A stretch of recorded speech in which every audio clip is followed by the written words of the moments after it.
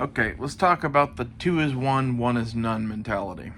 This is a thing I hear a lot in the survival world, the doomsday prepping world, or whatever. And to some extent, I get it and even agree with it, but people get carried away. What I mean by that is, well, two is one and none is none, and three is one, and whatever. I have 12 knives in my bug out bag. You're an idiot. Sorry. Is a knife an important tool? Yeah. Should you carry 12 of them? No. You know, have a fixed blade, have a multi-tool, have an axe, maybe even have a backup fixed blade. I could almost see that one. But carrying 12 knives in your bug out bag is, probably 20 or 30 pounds worth of steel. Why are you doing that? What are you not carrying because you have, one is none and 12 is one mentality, or whatever the fuck it is? Where this really applies to me is like fire starters.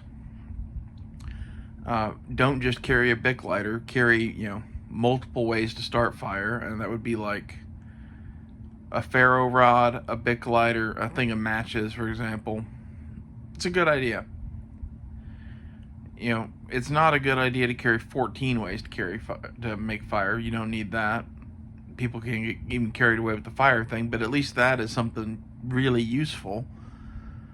And not to say a knife isn't useful, it's just how many times do you have to cover that over and over again? Like, be a grown-up, learn not to lose your equipment.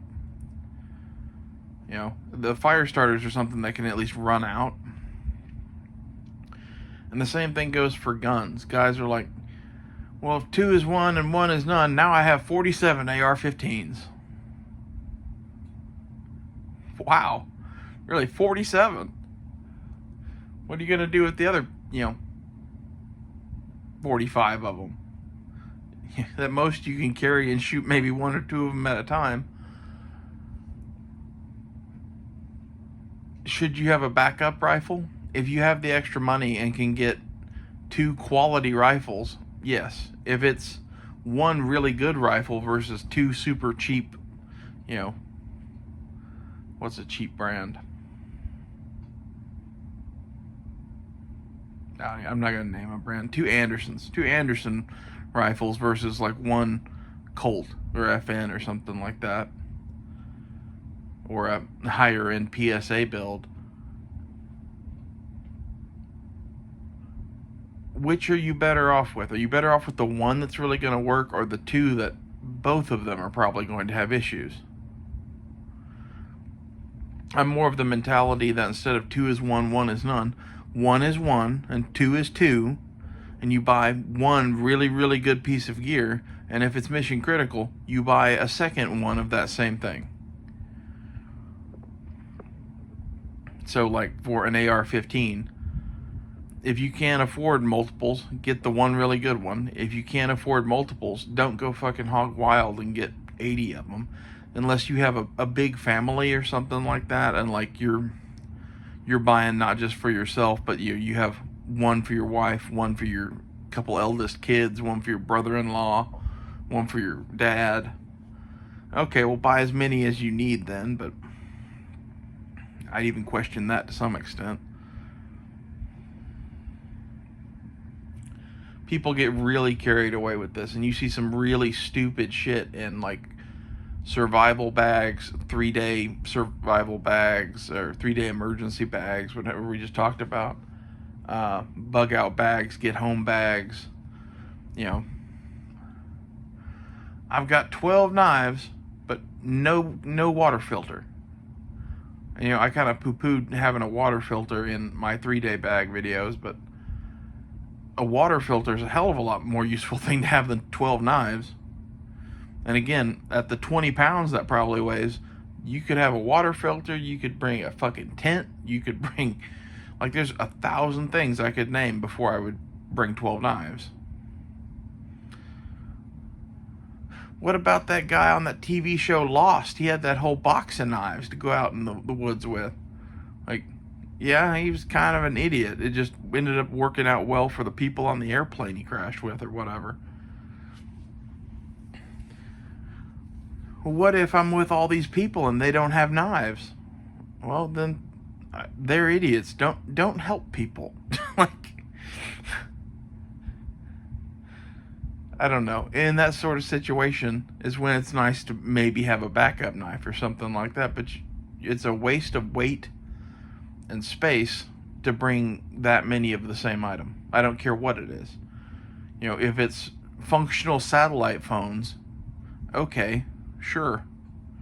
You know, go ahead and bring 12 of them. Why not? Like, if you can afford to do that, that'll probably get you out of way more situations than a knife will. You know, other things I've seen in bug out bags and survival kits I laugh at is, you know, not just, you know, one multi-tool, but 4 or 5 different multi-tools, because a multi-tool is important. And you know, 3 is 1, 1 is none, and 18 is plenty. And you could just go down the list. Almost any item you apply this to, it becomes ridiculous. Except maybe food. Like, the more food you can bring, the better. You know, the more either water or ways to get water, probably the better. But again, size and weight comes into play. Like, if you're in the Arizona desert and you're in a car, bring as much water as you can pack. But if you're almost anywhere else and you're possibly on foot, does it matter having 1 can of emergency drinking water in your pack? Maybe. Probably not. You know? Well, I'm going to carry 40 of them because that's a significant amount of water. Well, now your pack weighs 1,000,000 pounds. You should think about some of this shit before you just throw it into a bag. And there's also a bunch of, like, just useless shit where it's a creature comfort item. And, like, some of that, to some extent, if it's lightweight and out of the way, I'll give you a pass on that. Like a grooming kit, for example. For me personally, a multi-tool with scissors on it is probably about all the grooming kit I'm going to bring, other than, like, floss picks. Because having shit stuck in your teeth and not flossing is not a good idea. I pack floss picks and just about everything. That's kind of a comfort item, but at the same time, it's a real concern. But you know what? I don't bring 4 packs of them. I bring maybe 1 pack. And you should go through your whole fucking bug out bag and do this. You know, if you're carrying 4 or 5 of the same thing, why are you doing that? Is it so lightweight it doesn't matter? You know, like, fire starters are pretty small and pretty lightweight. If you had 4 or 5 of those, I'd give you a pass on that. If it's, you know, pots and pans and knives, well, metal things are things you can't fashion in nature. That's true, but you've taken it to the point of being ridiculous. And even when it comes to food, if you're packing giant cans of shit that are mostly air, it's a waste of space. Like, I'm not against canned food necessarily, but for short-term emergencies, there's better shit to bring, probably. MREs or protein bars are way more recommended to me than canned food. If it's something that you just want a couple cans of because you like it, and like a couple cans of sardines or a can of Beanie Weenies, okay, fine. Do whatever you want to do. But when it's 8 cans of things that are, 8 inches long and 5 inches in diameter, and they fill up your whole pack, and, well, what is it? Well, this one's Pilot crackers, and this one's peanut butter, and then this one's, jam, and I'm going to make me some PB&J sandwiches, and the rest of these are more Pilot crackers. You could carry better shit than that. That's just a waste of space. You're being an idiot. That's really not connected to the 2 is 1, 1 is none mentality, but it could go with food too, I guess. You should be careful about the stuff that you pack, and if it's a mission critical item, don't fucking lose it, would be my first recommendation. My second recommendation is, if it is a mission critical item like a knife, maybe have one backup. And whatever the backup is, should be smaller and lighter weight than your first one. This is where like a Mora knife might come in handy. You know, you've got a knife on your belt, but you're throwing a knife in the survival pack too. That's a good place to throw a Mora knife. The fire starter, for example. A ferro rod's kind of heavy. I'm not going to carry more than one of those. So the backup fire starters are, you know, a Bic lighter and a thing of matches.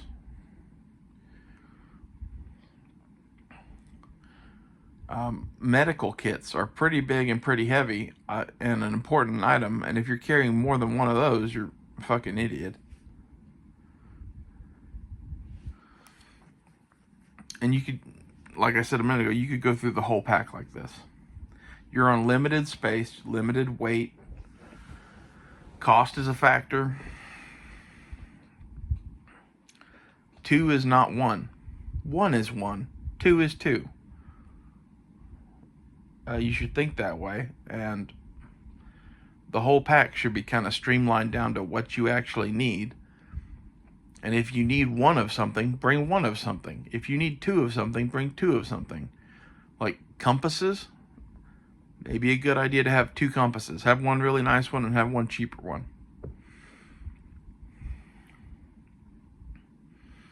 But in general, you should just ditch this whole mentality of 2 is 1 and 1 is none. As it leads you to doing foolish things like carrying 14 knives when you only need 2. Or leads you to doing stupid things like, I don't know. Can't think of a good example of that, but other than the knives, like carrying 14 knives instead of carrying a water filter. You know?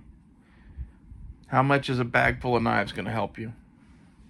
How much is, you know, a bag full of 1 or 2 of the real items that will help you going to help you? Do that. Don't be an idiot. It's this temptation in the gear world to just be obsessed about the cool stuff like knives and guns and to leave out mission critical things. And these people manage to survive because they're just going camping for the weekend, and, you know, it doesn't really matter. And if you're just going camping for the weekend and you want to bring a bunch of knives to try out, that's cool. But say you're doing that. Don't say it's your bug out bag and you're practicing with your shit or whatever. If your goal is to pick a knife to put in your bug out bag and you went camping for the weekend to figure that out, that's a good waste of time. Sorry, that's a good use of time. But if we're going out training with the equipment that we've already picked, leave all the extra shit at home and just bring what you'll actually have. See if it works out for you. And, you know, have enough self-control to pick 1 or 2 things that are really good and just get those. And if you don't know what to get, there's plenty of places here on YouTube where you can find people talking about whether something is better or worse than the other, different reviews or whatever. Those are handy. Go to someone you know that knows about this shit. If you don't know anyone who knows about this shit, honestly, I'd probably look online at this point and try to find someone who could give you advice. I guarantee you probably have someone in your life that, you know, was in the military or is a hunter or is a fisherman or did all of the above, went camping a bunch. Ask their opinion. You know, you'll get a more honest answer from that person than you will most people. Although, I will say, Uncle So-and-so, who is a hunter, probably gives shitty knife advice.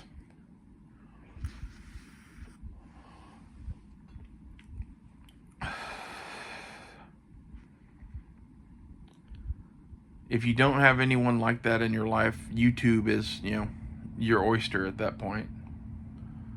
There's so much information on YouTube. You can learn so many things, especially about these topics, that you should be careful about who you're learning from, for sure.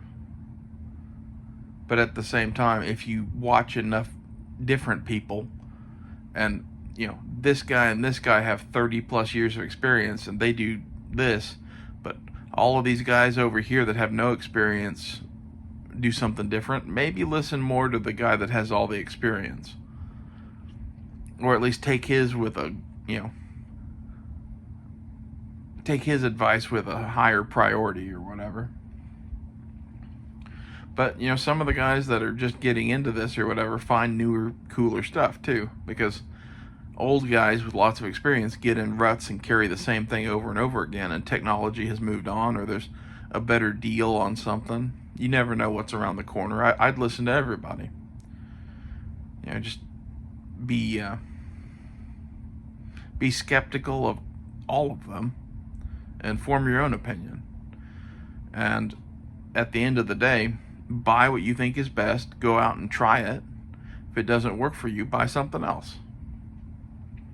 That's it's an expensive way to go, but that's kind of the only way that you're going to figure out what you really need.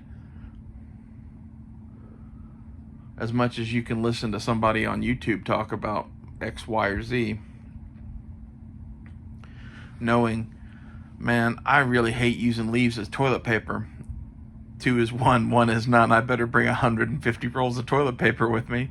If that's you, go for it, man. Like,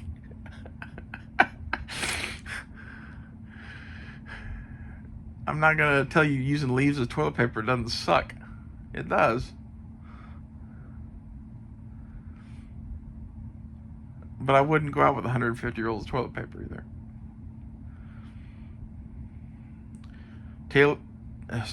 Customize and tailor your gear to what you like and what you're going to do, and think it through and have a plan. And some plans are better than others.